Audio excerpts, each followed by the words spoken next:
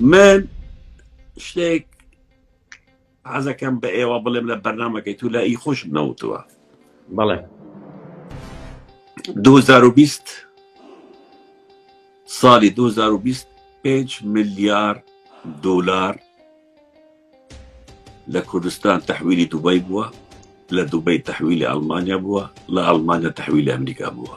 من بەرپرسیارم سەر قسەیە بەڵگەشم هەیە. 2020 5 ملیۆر دۆلار. کاکمەکی کێ تەحویلی کردووە بۆ کێ تەحویل کراوە؟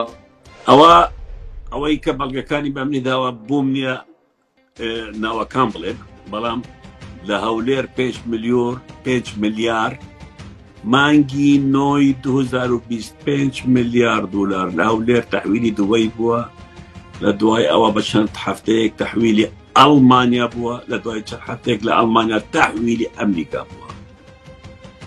ئەوەش ساڵی داهاتوو ئاشکرا دەبێت. ئەم پارەیە وەکو کاش تەحویل کراوە یا وەکو ڕەقەم؟ وەکو ڕەقەم پارەکە بە وەجبات ئەو 5 ملیارە بە وەجبات هاتوتە دوبەی، بە لە دوبەی بە یەکجار 5 ملیار تەحویلی باقێکی ئەڵمانی بووە.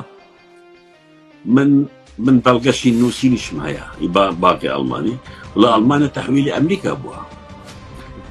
ئەمە ساڵی داهاتوو دەبیتە فاجعەیەکی زۆر گەورە. حەزەکەم ئەو مەقتەعە خۆتان هەڵگرن لەسەر ئەم 5 ملیارە. ساڵی داهاتوو لە گەورەترین ڕۆژنامەی جیهانی بەڵاو دەبیتەوە. ئەم 5 ملیارە کە بردووانە.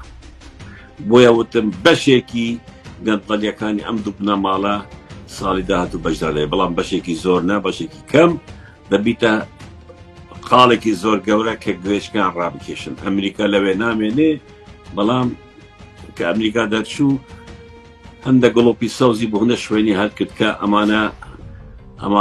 ئەمانە کێن و چین با دیار بە بۆ خەڵک، وەک ئەوانەی ئەفغانستان کە هەمویان ئێستا لاجئن لە دوبەی و سعودیە و ئەمانە.